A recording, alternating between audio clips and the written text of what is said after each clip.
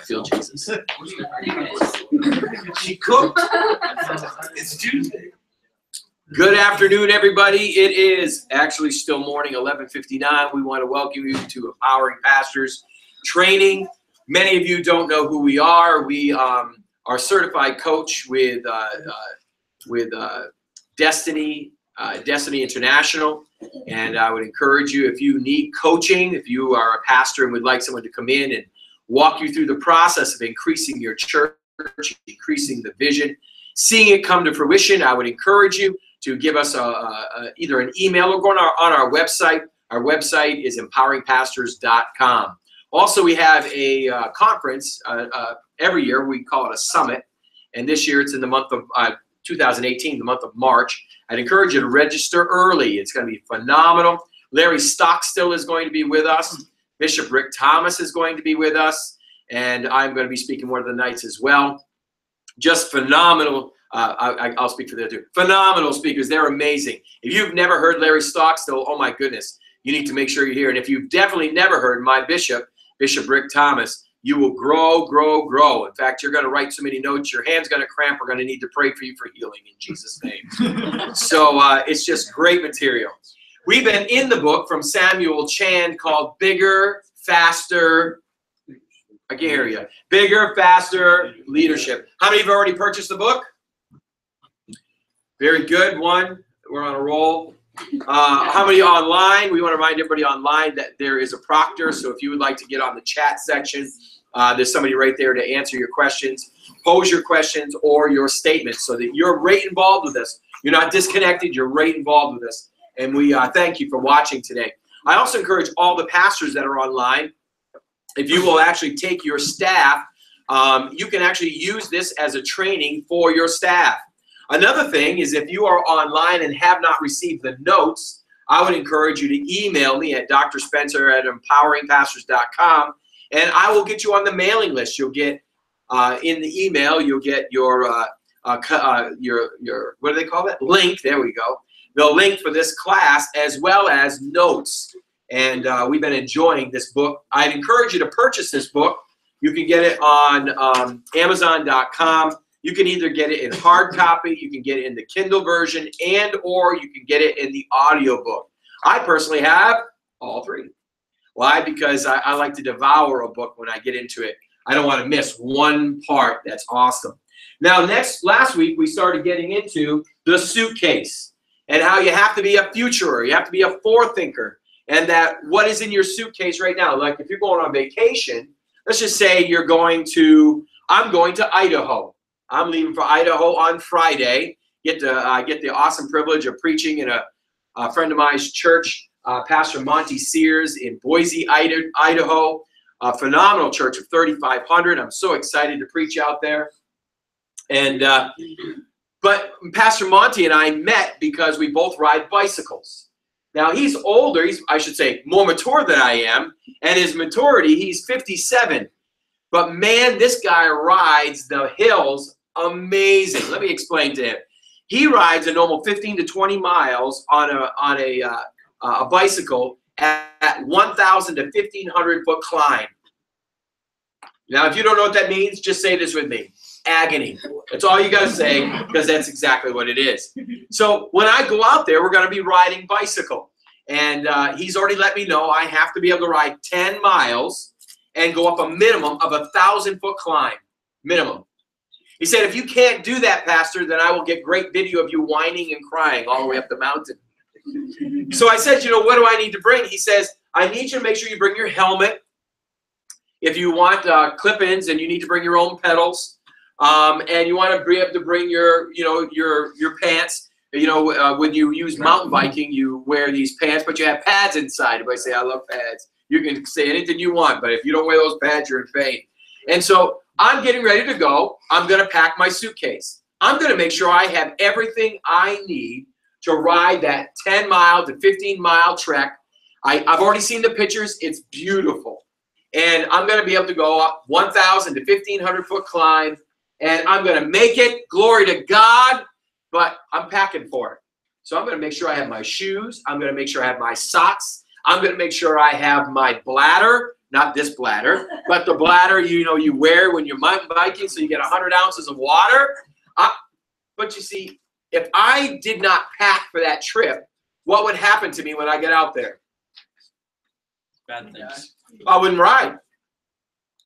So one of the purposes for going out there means I wouldn't even be fulfilling the purpose. You and I pack our suitcase for the vision that we're in. And if you're not packing your suitcase, then the question is, what tools do you have? What clothes do you have? What preparation have you made so that when you get to the location you're going to have the right clothes in the suitcase? Let's just say you're planning a future event, and that would be your vision.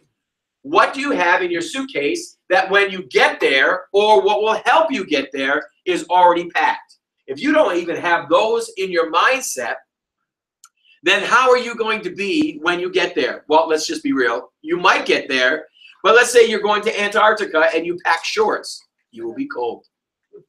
Let's say you're going to Florida, but yet you packed a Parker. You will be hot. You will not be in the right position. You will not have the right tools in the suitcase for the environment that you're going into. So your homework last week, and I'm so excited that all of you who did not do your homework, and especially all those online, I know that you try to dodge, but we know who you are. If you have, if you haven't paid your fine yet, if you didn't send me your homework, I'm glad you didn't. I'm going on vacation, and I wouldn't mind a few extra dollars to enjoy it. I'll enjoy your dollars. So if you didn't do your homework, it's Pastor Spencer at Gmail for my PayPal account, and I will thoroughly enjoy your money. Thank you very much. So here we go. What's in your suitcase? That is a horrible one. Yes, it is. You can't even see it. Does anybody have a black one? Don't we have a black one in this church somewhere?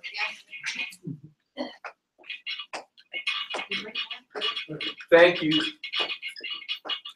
What's in your suitcase? The questions last week were this. What did you find that you had in your suitcase right now that would empower you to get where you're going? Somebody give me some answers. Toothbrush. Well, you need a toothbrush. You behave yourself. No, go ahead. Somebody, what's in your? I'm sorry. What's that? What's in your suitcase? Confidence. Confidence. Very good. Do you know that you can only go as far as your confidence? Yeah. Experience. Experience. Very good. Morals. Morals. Okay. Determination and self-education. Yep. Determination. Perseverance. Perseverance. Fun. The right people. Ooh. That's a heavy suitcase. Now give me some practical things that you have in your suitcase. My Bible. My Bible.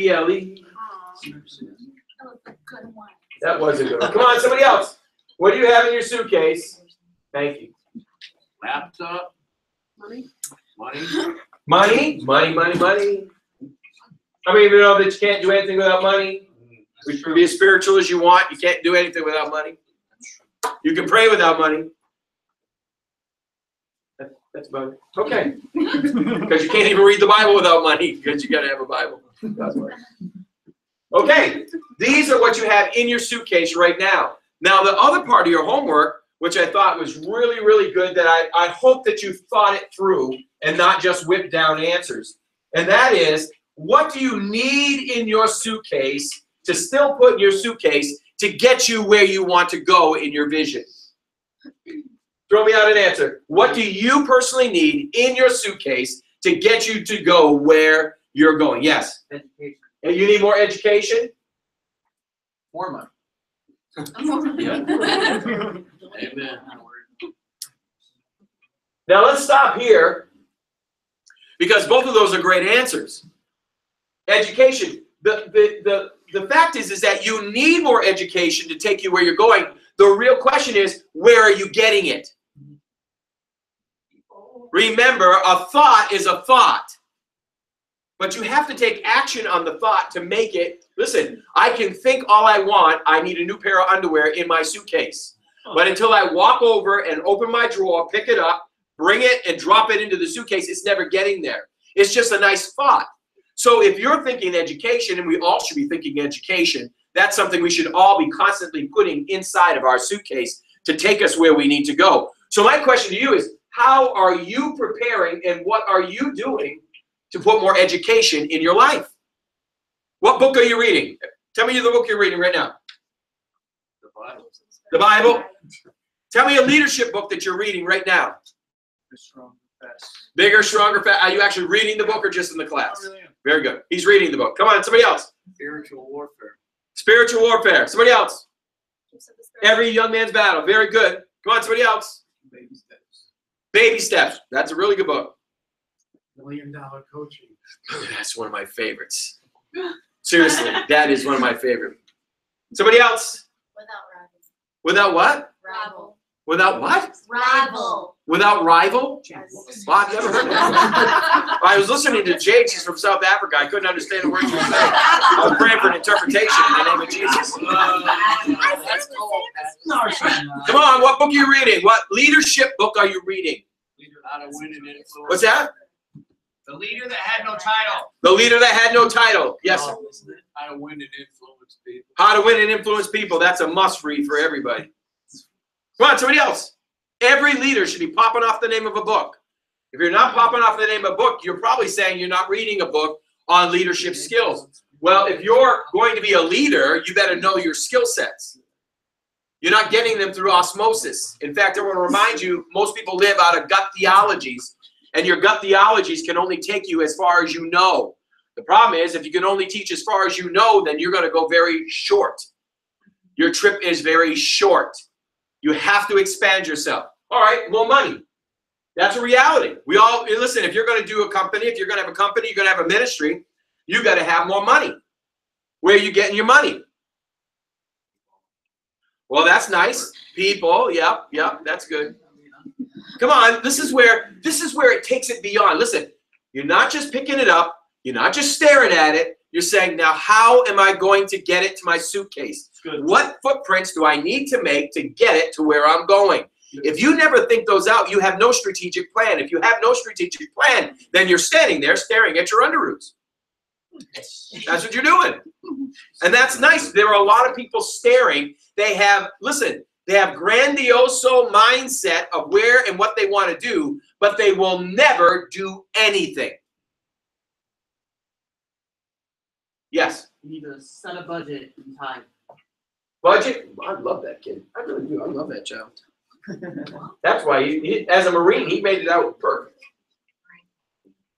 Budget and time. Very good. That's nice. But how much money do you need? Someone tell me how much money you need. More. What's that? More. How much money do you need?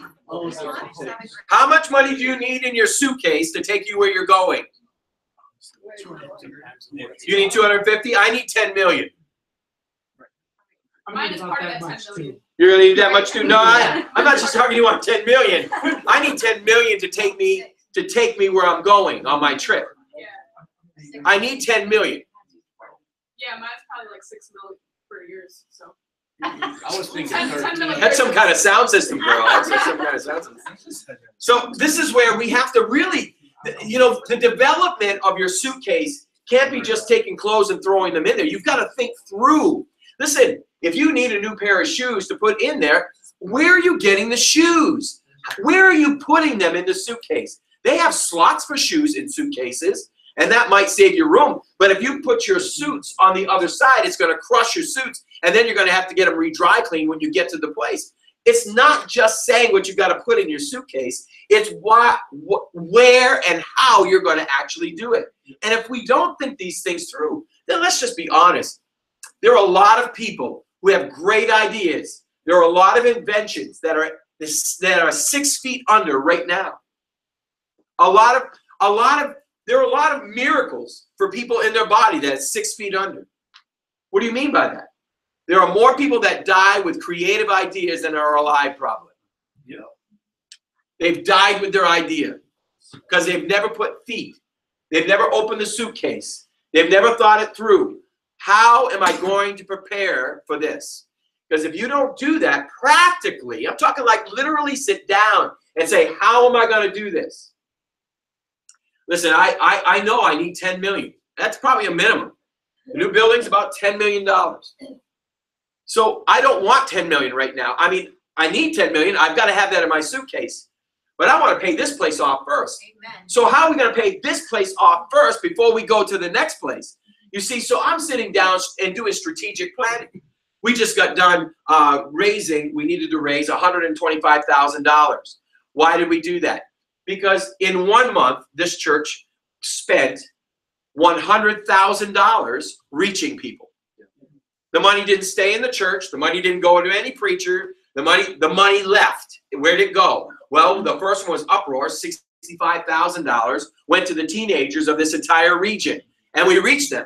That was 65 grand. I want you to know that they have a very strategic plan. Mackenzie worked very hard to raise $65,000. And then we needed another $42,000 just to do what we did down in the park just last week. $42,000. Listen, you got to have money, but how are we getting that money? See, if you don't think that through, then you're not getting that money, which means what? You're either going very deep in debt or you're not doing it. How and what are you putting in your suitcase? As part of your homework, that wasn't just for you to say, well, you know, there's a necessity. The purpose for this class is not so you can come and be entertained. I know I'm not that entertaining. The purpose for this class is to put the tools in your hand so that you can actually make it work. The reason I give you homework is because, not because I need $25. Listen, if I get that desperate for 25 bucks, then I'm in big trouble. The reason I give you homework and put a penalty on it because I want you to do it. And hopefully, if $25 doesn't motivate you, I'm cool with that because I can use it. But I would rather you do the homework than pay me. Because I know this. There is enough creative genius that God has given in this room. There are enough creative ideas in this room. There is enough vision within this room that if we all put enough in the suitcase, how to put it in, we're going to accomplish it. If we can do that, we can do anything for Christ. Can I hear an amen? Amen. Great things for Jesus. So I just want to challenge you to take this to the next level. This is not what we're teaching on today at all. But I wanted to get what's in your suitcase or what you need. Can someone give me 2 more things, what you need in your suitcase? Yes. Mentorship. Mentorship. Very good. Strategic plan. Good one.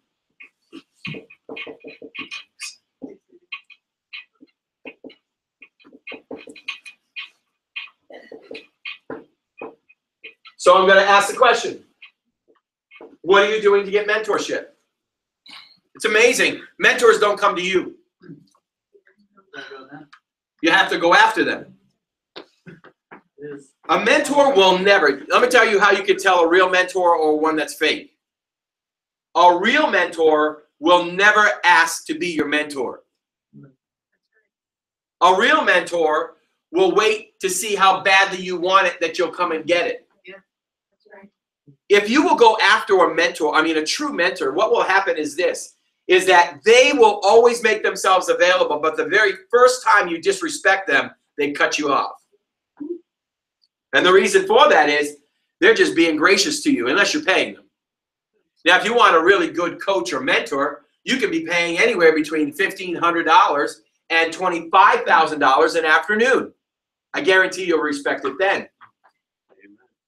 But most people don't have money. So they want somebody for free. They're not sitting by and going, boy, I should go after this person. No, no, no, no. Because unless you want it, you'll never draw out of it. The next one is strategic planning. Who do you know that does strategic planning? See, this is the question. True strategic planning, thank you very much. I'll take a sip.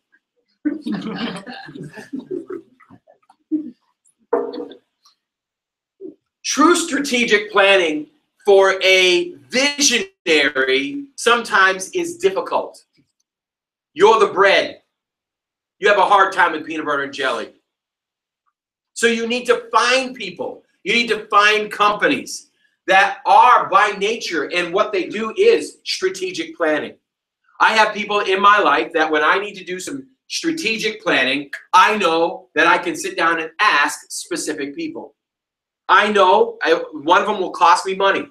But sometimes it's worth spending the money to get good strategic planning because it will propel you forward. So if you say strategic planning do you need in your suitcase, but you're not going after anybody who does it, well, then that's just a nice thought. If you're thinking about mentorship, but you've not found the person who you want to mentor and gone and asked them and honored them, then it's just a nice thought. If you need more money, but you're not doing anything to get more money, then it's a nice thought. You need education, but you're not reading a leadership book. Listen, if you're not reading a leadership book, then I don't want to hear nothing out of your mouth. Everybody should be reading a leadership book. Should always be at least one book in your cache. At least one. I have 6 right now waiting to go in my slot. 6. I'm reading 3. I can tell you in the last 5 years, I've read probably 200 books on leadership. I'm not just talking that I read my Bible, I study my Bible. I'm talking in leadership because really that's what I'm called to do, is I'm called to lead the people of God. And you've got to have the skill sets to do that. If you don't have the skill sets, then your church will always remain small. You've got to develop yourself in these skills. So, does anybody else have anything else they want to put in your suitcase before we move on? Yes? Maybe like a deeper relationship with God. Yeah, deeper relationship with God. So, my question is, what are you doing? Well, we know that if you don't spend at least 1 hour with Jesus, that you aren't even listening to the word. Amen. What did Jesus say to Peter? Could you not tear now? Could you even tear with me 1 hour? I mean, just 1 hour?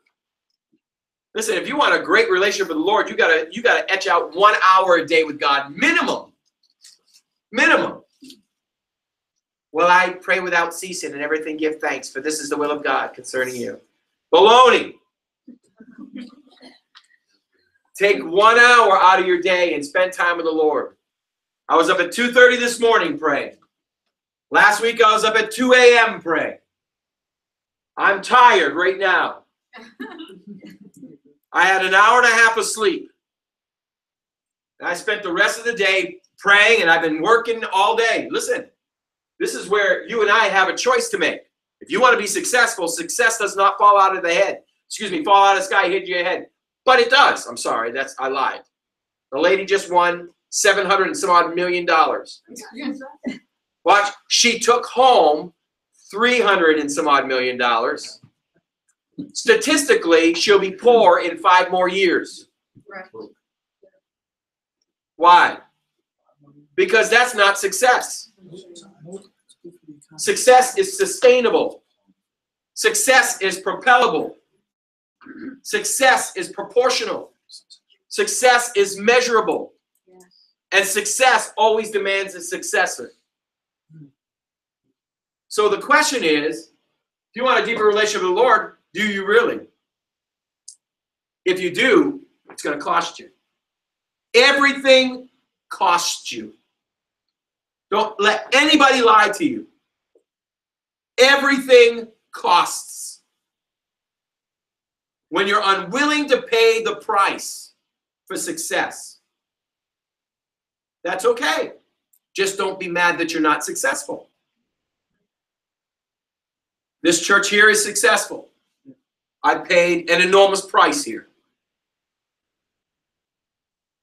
From the very beginning, leaving a job, I still don't make the same amount of money yet. 19 years ago when I left the road, I still don't make what I made when I was on the road. I gave it up completely. We went from salary to no salary to start this church. My wife gave up raising her children. She went to work. I remember carrying the entire sound system up the 2nd story at the Holiday Inn in Horseheads. Setting it up. I was everybody and everything. I was the greeter. I was the usher. I was the song leader. I was the musician. I was the youth pastor. I was the preacher. The only thing I wasn't was the children's minister, and that was my wife. Year after year after year, we paid a price. No success is cheap. And I've given this example before, but somebody said to Kenneth Hagin, wow, you're so successful. And if you don't know who he is, he was the founder of Rhema, which is a Bible institute as well as a church. Cost about, I think it was $1 million a day to open the doors. Everyone wants to participate with success. But you know what's amazing is this, is how few people want to get in when it's going to cost. Somebody said to him, was bragging to him, wow, this is amazing. Because, yeah, but very few people remember when I was driving up the road in my old Buick and it broke down on the side of the road between one church and the other. And there was no hope for it. So I took what I could in a suitcase and I started thumbing to my next church. We forget the cost. There's always a cost.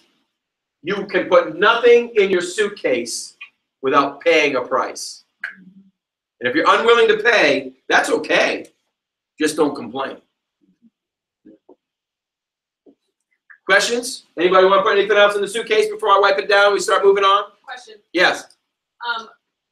You didn't say anything about paying money for success, really. So what specific things are you talking about? Books, salary. When you start off trying to be successful, you'll realize your salary is small. Time with your children, cars, what other people have. Anguish, because you got to power through certain things that people that sit back don't have to. There's a whole list of stuff you got to pay a price on. And money-wise, it's going to cost you every turn you make. Every turn. You need brochures? Cost you money. Back in the old days when I was on the road, it was tapes. Cost me money to buy a box of 100 tapes. Then it cost me money not just to buy the tapes, but to buy the labels. Then it cost me money to buy the printer for the labels. Then it cost me money to buy the ink for the labels. Then it cost me money to buy the duplicator for the tapes that the labels will go on that were printed by the printer. That's just to make $1. Everything costs money.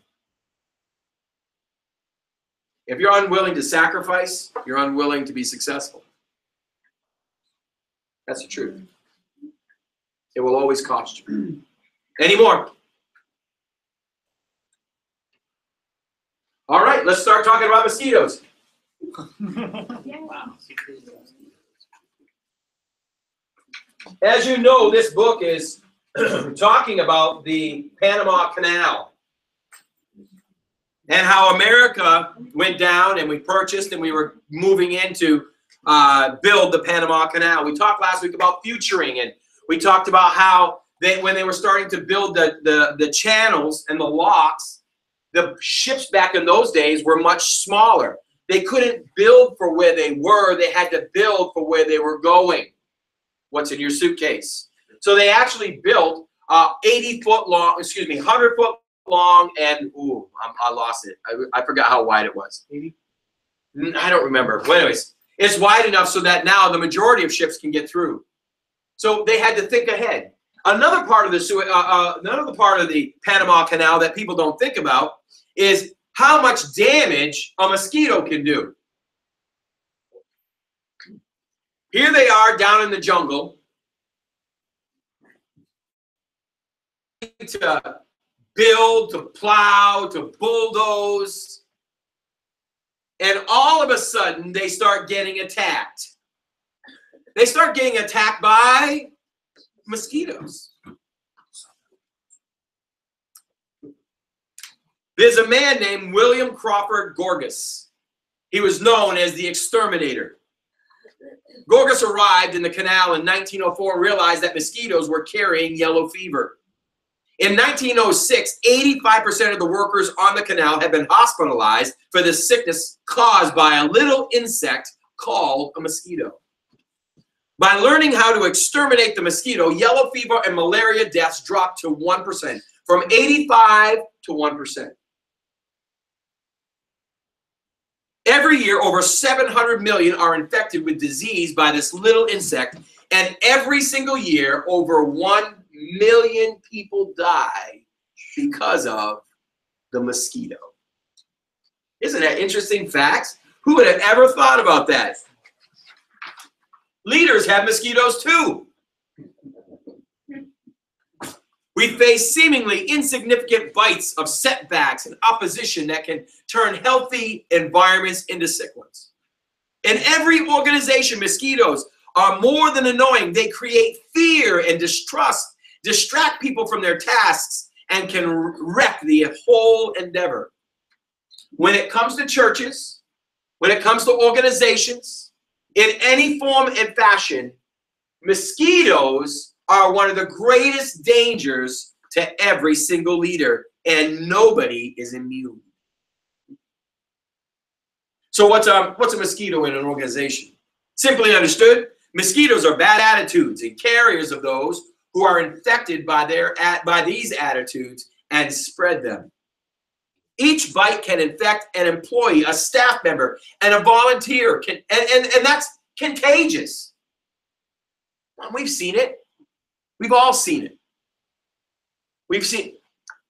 There was y'all. Maybe you don't know Terry Shuttlesworth. He's a.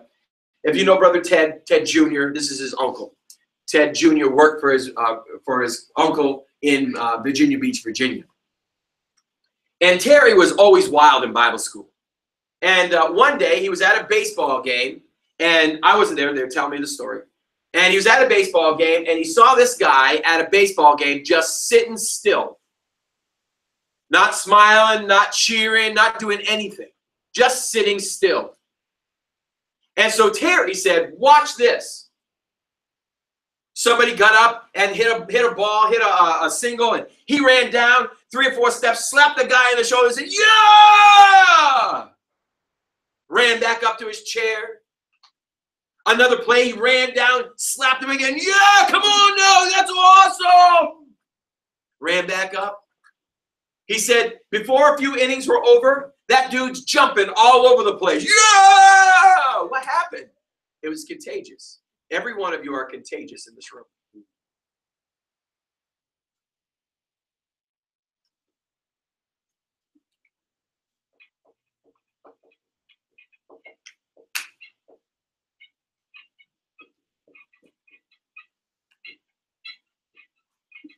Question. What do people catch when they're around you?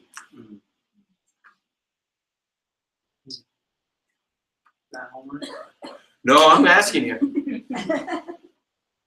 What do people catch when they're around you?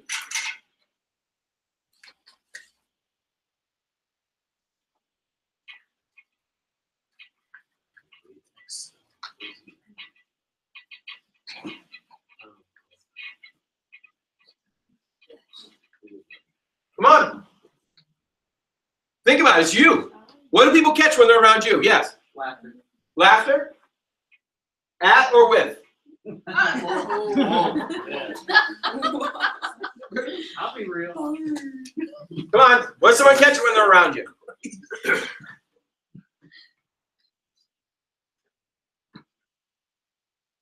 Are you mute? We can lay hands on you in the name of Jesus. I was gonna say joy, but it's kind of like laughter. Joy?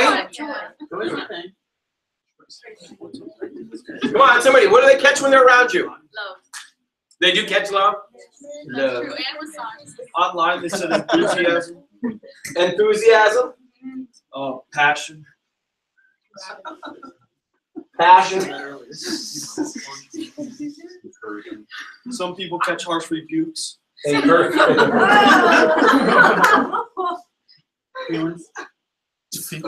I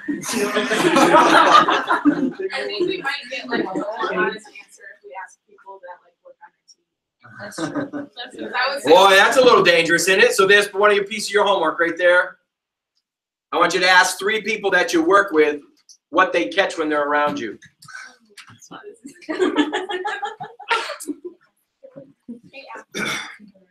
You know who the greatest deceiver is on the planet?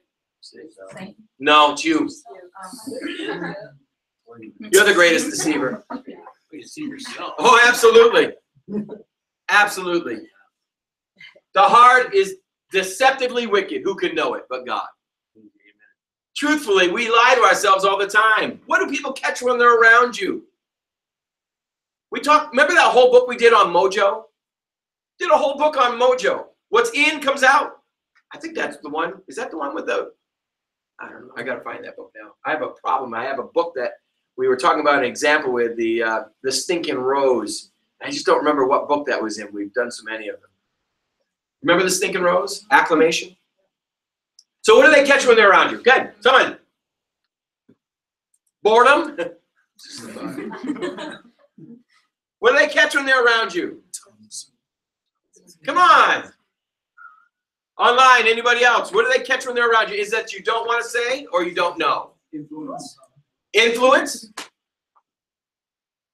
Good or bad. Come on. When I'm around Susan, it gets brighter. Oh, he said when he's around Susan, it gets brighter.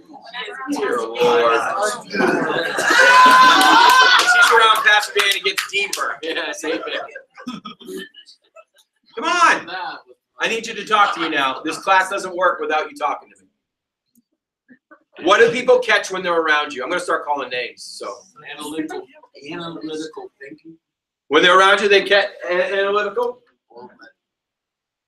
Yeah, I'm very analytical. Yeah, but it's not what I'm saying. It's not what you do. What do they catch from you? And then I don't. See, this is what, if you don't know what you carry. Now, what happens to me is this. One of the gifts that I carry, and what people catch when they're around me, is they can get stirred up and excited about the vision they have in their heart. I'm a leader that draws leaders. Somebody once told me you're very contagious. Every time I'm around you, I just think bigger than I thought before. I'm not sitting around thinking about that. I'm not saying, well, how can I do that today? No. How you feed is what you become. So what do you want to be? How contagious? Where do you want to be contagious? Listen, well, I want to be the funniest person on this planet. That ain't gonna get it. You gotta tell a joke. What did Adam say to Eve when they got kicked out of the garden? Huh? Wrong answer. Honey, you ate us out of house and home. This woman you gave to I'm here all day. Listen, if you want to be funny, you got to tell funny jokes. If you want people to catch smiling around you, it's part of who you are. Come on now. And if you don't know who you are, man, that's where you got to start. You got to know who you are. What do you give? What's inside of you that comes out that people catch when they're around you? Because if you, yes. Practical wisdom. Practical wisdom. Oh, there you go, Mom.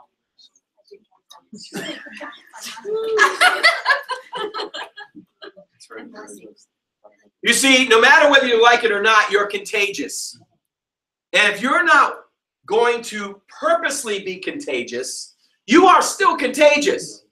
You ever been around that person, you walk into the room and you kind of like slid over to them, and the first thing they do is start talking about how bad life is. Oh, you know, everybody's getting shot. You know, I don't know. I don't know this world. I have an individual that I know. They live in a different state, and every time I talk to them, you know, it's a warm state. Every time I talk to them, they tell me about all these people that are getting killed, and I said, "You should move." And they said, "Well, no, I like it here." I said, "How can you like it there? Everybody's getting shot." I said, "Everybody's dying." It is so depressing. I get off the phone quicker than you could ever imagine. Well, why? Well, because whether you like it or not, they make you feel like, they make you feel bad. I guarantee they don't sit around and go, "Boy, I can't wait to make everybody depressed today." Whether that guy likes it or not, he's doing it. What do you do? What do you do? If you can't know, then you're living by accident. If you don't know what people catch when they're around you, then what are you doing? Living by accident is a horrible way of life. Listen, even when you live on purpose, so much junk happens that you're not prepared for. So how much more chaotic when you are living by accident? Why would you want to live a life that you have no plans, you have no goals, you have no desires, you don't know who you are, you don't know if you're contagious. You are contagious, but what are you giving out? The mosquito here was giving out death. 1 million people die a year. 1 million. People still die because of mosquitoes. Here they are, they're in the Panama Canal, and they call this guy the exterminator. And they said, listen now, we got to do something. We got 85% of our workforce has been in the hospital. Now listen, if you had 100 people working, and it took 100 people to put out $100,000 a day, and 85% of them are in the hospital, how much are you making? How much then are you losing? It would be wise to figure out how to destroy the contamination. You see, in our lives, whether you like it or not, you're either going to be passive aggressive, you're going to be a person with unresolved conflict and resentment, a person who gossips and has secret alliances. I love the secret alliances. That's my favorite. I love watching secret alliances. The problem is the Bible says when you whisper, you know you're in sin. I always watch for whispers. They're my favorite. Because then you can set them up. You know this one guy, he was a whisperer. And I used to give him the information I wanted to be known all over town. Because I knew he would get it there. He just didn't know I was using him to get it there. He thought it was good morsels. Yeah, the problem is this. If you find people with secret alliances, you now know how to work and how to deal with individuals. Poor communication that produces chronic misunderstanding, lack of accountability, failure to meet deadlines. Yes, but that resistance. Refusing to be honest during a meeting, but later criticizing decisions in a private meeting. Ooh, these are all contagious, negative, nasty, foul little mosquitoes that will destroy, debilitate, and hold back progression.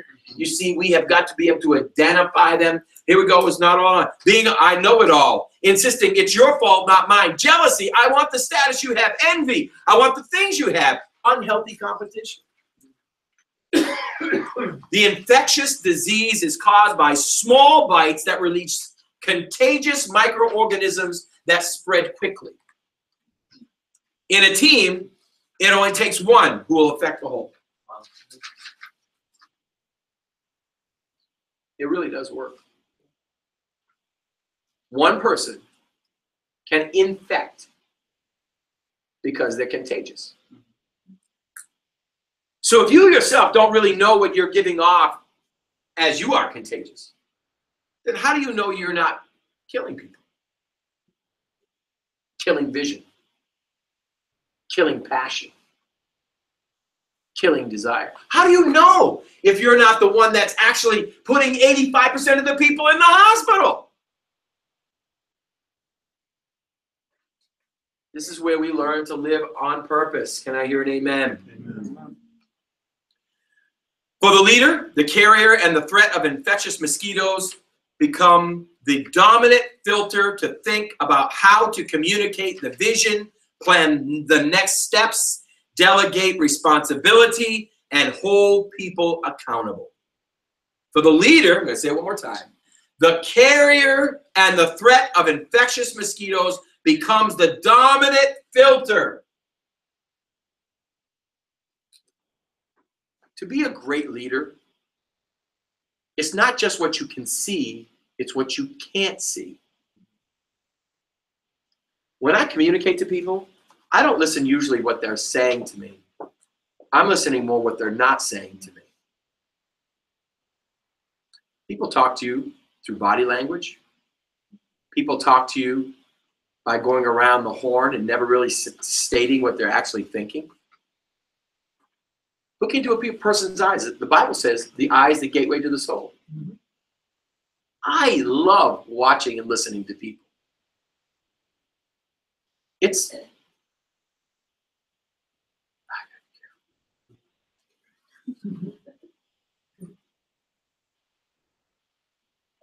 if you get to know me, one of the things you'll know is that I'm fun.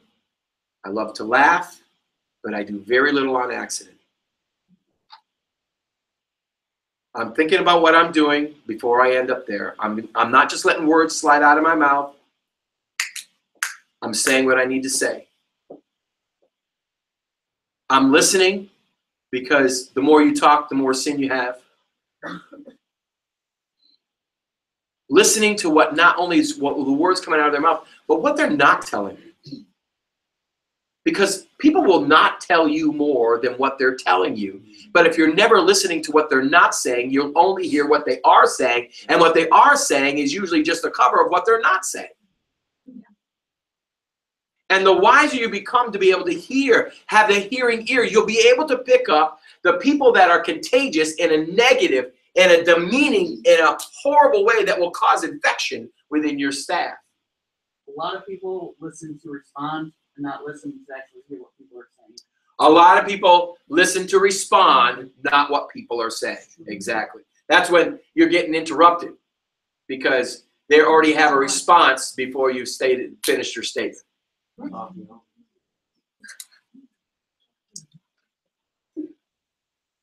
Now, we'll quantify this. That is justified if they're whipping off statements to you that you need to rebuttal before they go to the next statement.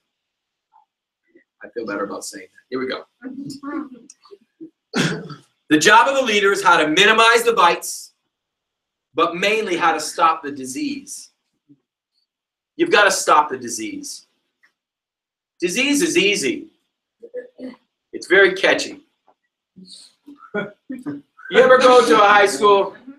You ever go to high school and then all of a sudden, let's just talk about if you're a parent, all of a sudden every elementary child has the flu.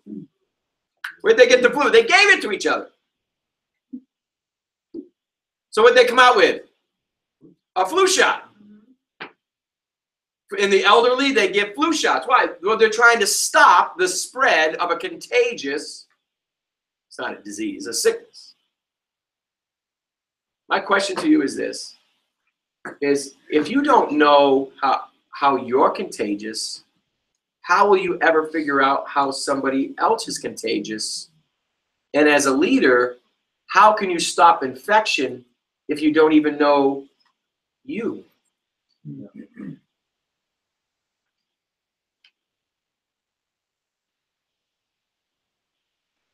I think that's a good one.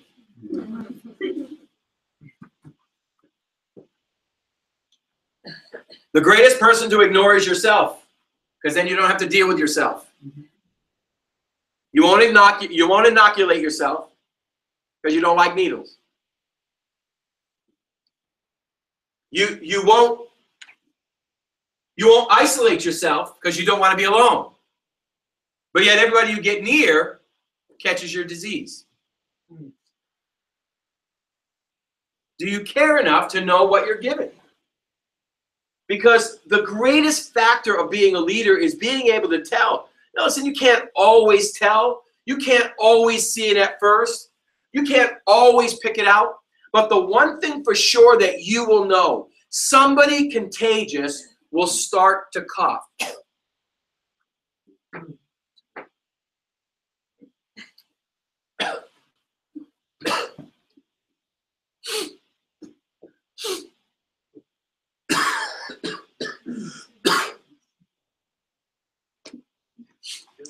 Keep it to yourself. They're not laying out in bed. They're walking around with just little pieces of evidence of what they're actually carrying. But after a while, that sickness always escalates. The key to great leadership is being able to identify those things before they escalate to the place to where the contamination goes through the entire staff and organization. And if you don't catch it in time, then you're going to have 85% of your workforce out. Now, what that does is that has an immediate impact on the culture of your church, on the culture of your business, on the culture of your office. If 85% of them are now negative, then how many do you have that are positive? 15%. How much work are you going to get done with a negative person? Well, I tried to call them. Nothing happened.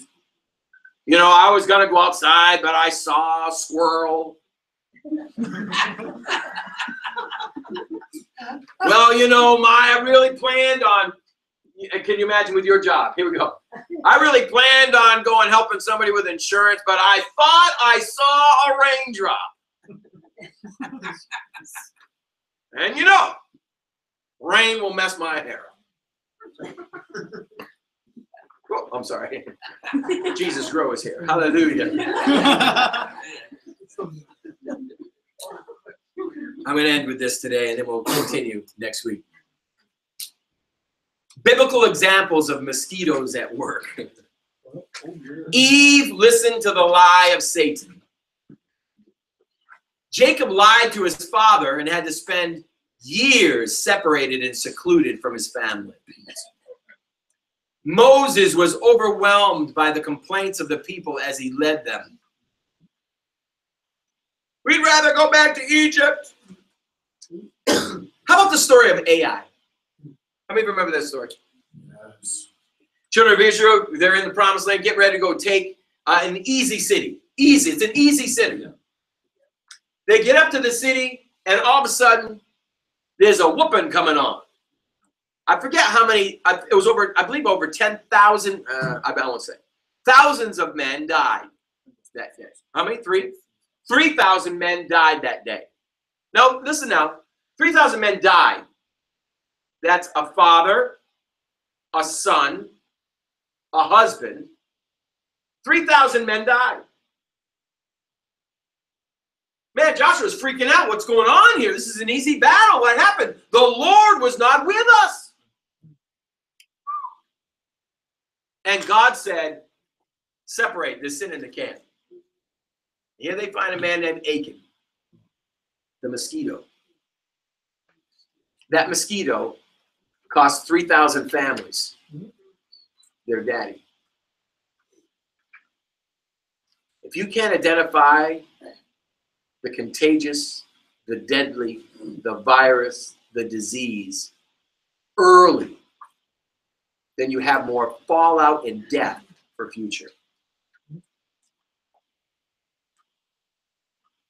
It's in the Bible. So the question is this: how are you contagious? And then how are the people around you contagious? You are who you hang with. We teach our kids that, right? You are who you hang with. Who you hang with. What are you catching from them? So 3 questions. Ready?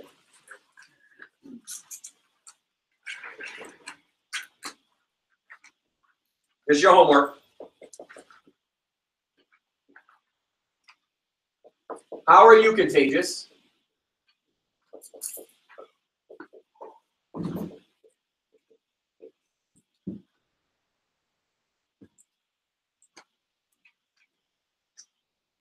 What are you catching?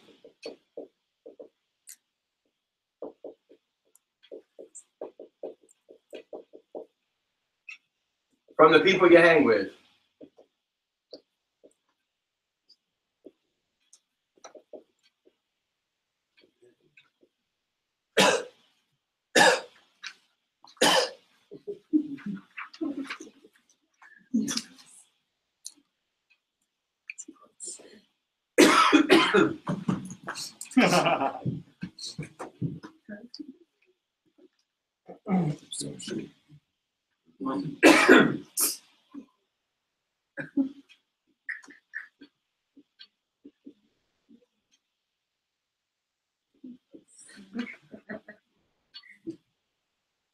So 3 questions. Number 1, how are you contagious? The reason I have that first, because you should be wise enough to figure out yourself first.